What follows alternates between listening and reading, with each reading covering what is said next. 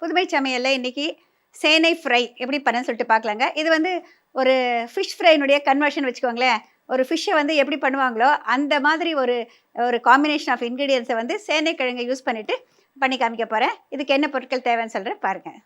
சேனை ஃப்ரை செய்ய தேவையான பொருட்கள்: மலபார் சேனை மெலிதாக சீவி வேக வைத்தது தேவைப்படும் அளவு, கார்ன்ஃப்ளவர் எனப்படும் மக்காச்சோள மாவு சிறிதளவு, உரித்த சிறிய வெங்காயம் அரை கப், உரித்த பூண்டு 5 பற்கள், மிளகு அரை டீஸ்பூன், சோம்பு அரை டீஸ்பூன், சீரகம் அரை டீஸ்பூன், உப்பு தேவையான அளவு, எண்ணெய் தேவைப்படும் அளவு.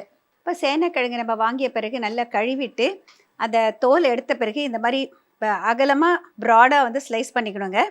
இப்போ இதை நான் என்ன பண்ணியிருக்கேனாக்கா, ஒரு அகலமான கிண்ணத்தில் தண்ணி எடுத்துகிட்டு அதில் மஞ்சத்தூள், லேசாக புளி, கொஞ்சம் உப்பு சேர்த்துட்டு அதை கொதி வர்றப்போ இந்த சேனையை போட்டு ஒரு 5 நிமிஷம் 6 நிமிஷம் பண்ணாலே நம்மளுக்கு வந்து வேக வச்சாலே வெந்துடும். ரொம்ப சாஃப்டாக வேகக்கூடாது, கொஞ்சம் கிள்ளு பதக்கு நம்ம கை தொட்ட ஓரளவுக்கு சாஃப்டாக இருக்கணும். ஏன்னா இதை வந்து நம்ம ஃப்ரை பண்ண போகிறோம்.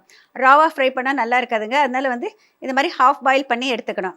இப்போ இதுக்கு வந்து ஒரு மசாலா பண்ணணும். சீரகம், மிளகு, சோம்பு இது 3 அரை டீஸ்பூன் எடுத்துக்கிட்டிங்கனாக்கா சின்ன மிக்சியில் போட்டு பவுடர் பண்ணிக்கோங்க முதல்ல. அதுக்கு பிறகு நம்மளுக்கு பூண்டு, சின்ன வெங்காயம் சேர்த்துட்டு கொரப்பாக அரைச்சி எடுத்துக்கணும். இப்போ இதை வந்து அரைச்சி கொண்டு வந்திருக்கேன், காமிக்கிறேன். இப்போ இந்த மசாலா பார்த்தீங்களா, நல்லா அரைச்சிட்டேன். ஒரு ஸ்மூத் பேஸ்ட்டாக அரைச்சி வச்சுருக்கேன். இப்போ நம்ம மேரினேட் பண்ணணும். இப்போ இதை வந்து இதில் எடுத்துக்கலாம். இப்போ இந்த மசாலா வந்து நான் ரொம்ப கொஞ்சமாக உப்பு போட்டிருக்கேங்க. இன்னும் கொஞ்சம் உப்பு சேர்த்துக்கலாம். இப்போ சேனை வேகிறப்ப வேறு உப்பு போட்டிருக்கோம், அதனால் பார்த்து குறைச்சி போட்டுக்கணும். இப்போ இதை வந்து இதில் போட்டுட்டு இப்போ இதில் சேர்த்துறேன்.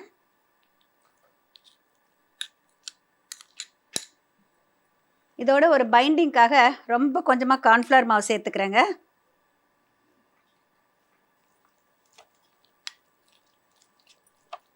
பொதுவாக இதை பார்த்தீங்கன்னா இந்த மாதிரி கலந்து வச்சுட்டு இந்த பீசஸில் பூசிட்டு கொஞ்ச நேரம் மூடி வச்சுருவோம், ஒரு 1/2 அன் ஹவர் வரைக்கும். இப்போ நான் அப்படியே காமிக்கிறேன். நீங்கள் வீட்டில் பண்ணுறப்ப ஒரு 1/2 அன் ஹவர் மூடி வச்சுருங்க. இப்போ மசாலா நல்லா அதை வந்து அப்சார்ப் ஆகிடும். இப்போ பாருங்கள், இதில் வந்து 2 பக்கமும் நல்லா பூசிக்கலாம். இப்போ நல்லா பூசிட்டு ஒரு 1/2 மணி நேரம் ஊற வச்சிட்டிங்கன்னா நல்லா அது உப்பு காரெல்லாம் நல்லா உள்ளே இழுத்துக்கும்.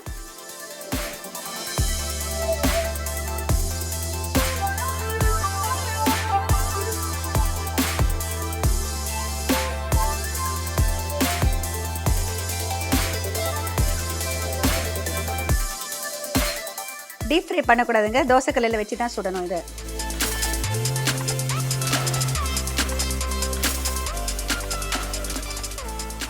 இப்போ நம்ம தோசைக்கல்லில் சுடுறப்ப குறைவான எண்ணெய் விட்டாலே போதுங்க. நான் இங்கே கொஞ்சம் சீக்கிரம் ரெடி ஆகுங்கிறதுக்காக கொஞ்சம் கூடுதலாக எண்ணெய் வச்சுருக்கேன். இப்போ இதை நம்ம வந்து கிட்டத்தட்ட ஒரு 1/2 மணி நேரம் 20 நிமிஷம் மேரினேட் பண்ணிங்கனாக்கா கொஞ்சம் நல்லா உப்பு காரம் ஊறி நல்லா இருக்கும். இப்போ இதை வந்து ஒவ்வொன்றா இதில் எடுத்து வைக்கிறேன்.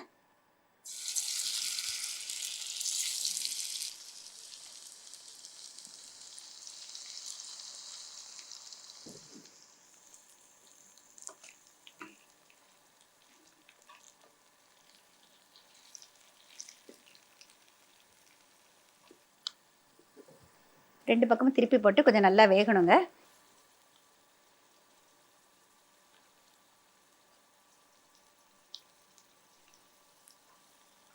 கொஞ்சம் நிதானமான தீயில் கொஞ்ச நேரம் நம்ம ப்ரௌன் ஆகிற மாதிரி வச்சிங்கன்னா நல்லாயிருக்கும். நம்ம திக்காக போட்டிருக்கோங்கிறதுனால கிறிஸ்ப் வராது. பாருங்கள், இது வேகிறப்பே ஒரு நல்ல ஒரு வாசனை. இது நல்லா வெந்துருச்சு. ஒவ்வொன்றா பார்த்து கவனமாக எடுத்துடலாம்.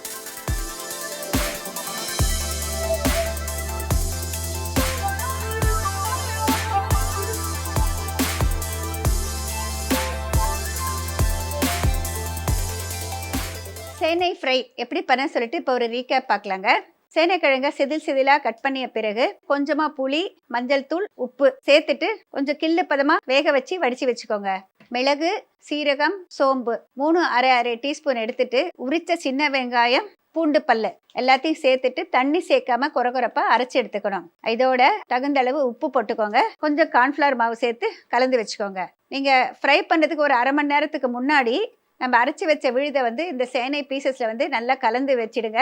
கொஞ்சம் நேரம் அது ஊறட்டும். ஊறிய பிறகு ஒரு தோசைக்கல்லில் கொஞ்சம் எண்ணெய் விட்டுட்டு இதை நல்லா அரேஞ்ச் பண்ணிக்கோங்க. கீழ்பாக வெந்த பிறகு திருப்பி விடுங்க.